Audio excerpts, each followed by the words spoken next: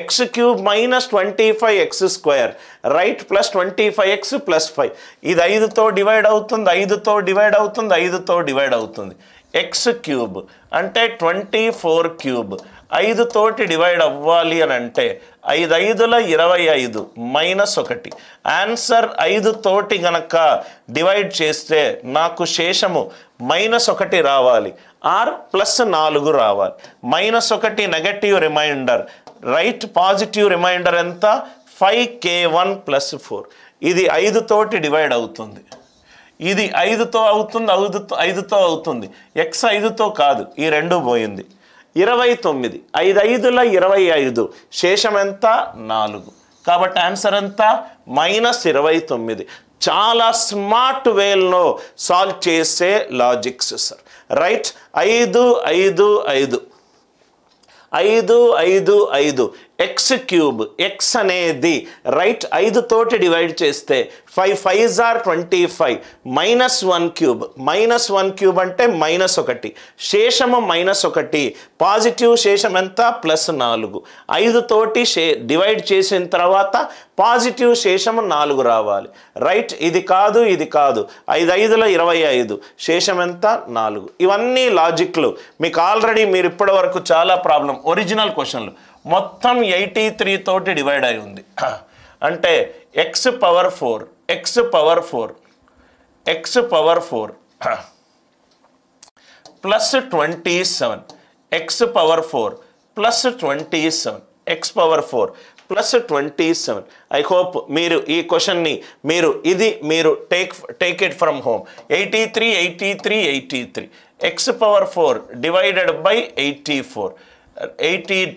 కాబట్టి ఇది ఏమవుతుంది x power 4 plus 27 divided by 83.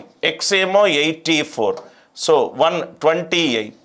83 plus 28, 83 plus 28. Answer ఎంత 111. ఆన్సర్ ఎంత 111. I hope the idea it is very much clear to you.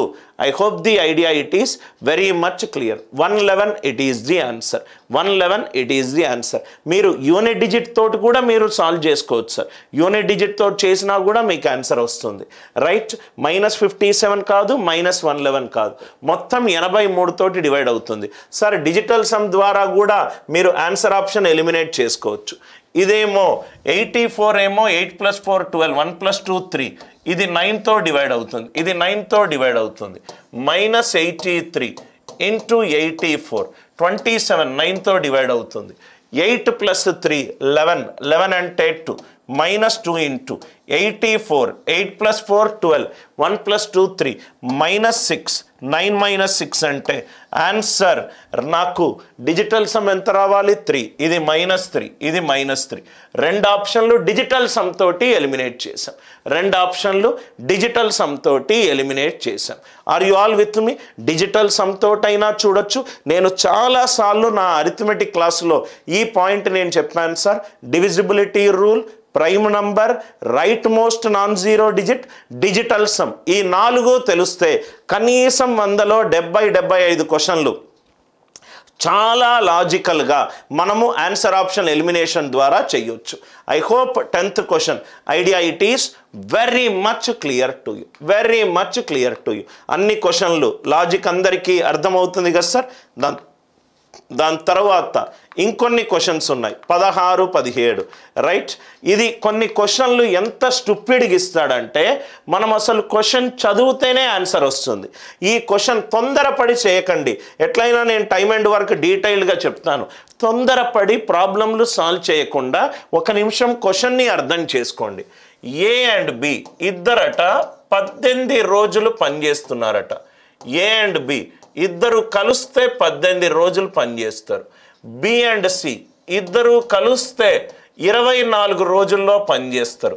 ఇది ఒరిజినల్గా ఒక ఎగ్జామినేషన్లో ఇచ్చిన సేమ్ క్వశ్చన్. ఏ ప్లస్ సి 36 రోజుల్లో పనిచేస్తారు. టక్కున మీకు ఈ ప్రాబ్లం మిమ్మల్ని అడిగితే ప్రతి ఒక్కరు సాల్వ్ చేస్తారు. సార్ ఎల్సిఎం తీసుకుంటా 1/, తీసుకుంటా, ఫస్ట్ క్వశ్చన్ చదువయ్యా, క్వశ్చన్ కరెక్ట్గా చదివితే నీకు తీసుకోవాలా వద్దా తర్వాత తెలుస్తుంది. అందరూ కలిసి చేస్తే ఎన్ని రోజుల్లో పని అయిపోతుంది, అందరూ కలిసి చేస్తే ఎన్ని రోజుల్లో పని అయిపోతుంది. క్వశ్చన్ అంటే ఇక్కడి నుంచి ఇక్కడి వరకు కాదు సార్. క్వశ్చన్ అంటే ఇక్కడి నుంచి ఇక్కడి వరకు. ఆన్సర్ ఆప్షన్లు కూడా క్వశ్చన్లో భాగమే, ఆన్సర్ ఆప్షన్ కూడా క్వశ్చన్లో భాగమే. నవ్వు ఇక్కడ చూడండి సార్, నాకైతే ఈ క్వశ్చన్ చూడంగానే నాకు నవ్వు అనిపించింది. ఎవరైనా దీనికి యూనిట్స్ పర్ డే గనక చేస్తే వాళ్ళకి అసలు ఫస్ట్ క్వశ్చన్ సరిగ్గా అర్థం కాలేదు. A+B 18 రోజుల్లో పనిచేస్తే A+B+C ఎన్ని రోజుల్లో పనిచేస్తాడు? క్వశ్చన్ కరెక్ట్గా అర్థమైనోడు అరే మనిషి పెరిగిండు, మనిషి పెరిగితే చేసే రోజులు తగ్గుతుంది, ఆన్సర్ అనేది <18 days ఉండాలి, ఆన్సర్ అనేది <18 days ఉండాలి. ఎంత స్టూపిడ్ ఆన్సర్స్ ఇచ్చాడు. ఆన్సర్ 16 రోజులు. నేను ఎందుకు ఎల్సిఎం సపోజ్గా మోర్ దాన్ 1 ఆన్సర్ ఆప్షన్ <18 ఉంటే నేను అప్పుడు ఎల్సిఎం తీసుకుంటా. నేను ఆన్సర్ ఆప్షన్స్ మీద చదవకుండా నేను గుడ్డిగా యూనిట్స్ పర్ డే చెయ్యను. మళ్ళీ చెప్తున్నాను, A+B 18 రోజులు, A+B+C. ఒక మనిషి పెరిగాడయ్యా, చేసేటప్పుడు ఒక మనిషి ఎక్స్ట్రాగా పెరిగాడు. మనిషి పెరిగితే చేసే రోజులు తగ్గుతుంది. ఆన్సర్ 18 కంటే తక్కువ ఉండాలి. 18 కంటే ఎంత తక్కువ ఉన్నది?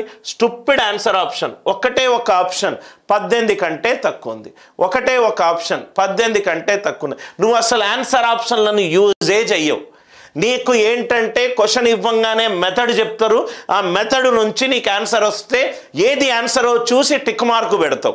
అంటే క్రికెట్ ఆడేటప్పుడు ఫీల్డర్లు ఎక్కడున్నారో చూడకుండా బ్యాట్ బాల్ని దాకాలి అని అనుకుంటున్నావు. ఫుట్బాల్ ఆడేటప్పుడు బాల్ వస్తే బాల్ని కాలుతోటి తన్నాలి అని అనేది నీకు ఫుట్బాల్ ఆటకు నువ్వు డిఫైన్ చేసుకున్నది. ఫుట్బాల్ గొప్ప క్రీడాకారుడు ఎప్పుడు బాల్ని తన్నేటోడు కాదు, గ్యాపులు చూసి ఆడేటోడు. రైట్ చెస్ని ఆడి చూడు, ఆలోచించి ఆడేటోడు. అంటే దీన్ని అసలు మీరు యూజే చెయ్యరు. అంటే అది ఎందుకు ఇచ్చినట్టు సార్? మీకు ఏమైనా సబ్జెక్టివ్ పేపర్ అడుగుతున్నాడా వాడు? రైట్. నాకు అప్పుడప్పుడు ఈ ఒరిజినల్ ఎగ్జామ్ని నేను స్కాన్ చేస్తూనే ఉంటే నాకు ఎట్లా అర్థమవుతుందంటే పేపర్ ఇంత ఈజీగా ఉండి ఫస్ట్ అటెంప్ట్లో క్లియర్ చేయలేకపోతున్నారంటే ఐదర్ వాళ్ళు చదువుకునే విధానమైనా తప్పు ఉండాలి, వాళ్ళు చేసే పద్ధతి అయినా తప్పు ఉండాలి, ఆ చదువు చెప్పే టీచర్ యొక్క రైట్ ట్రెడిషనల్ మెథడ్స్కి వాళ్ళు బానిసలైనా అయి ఉండాలి. Are you all with me?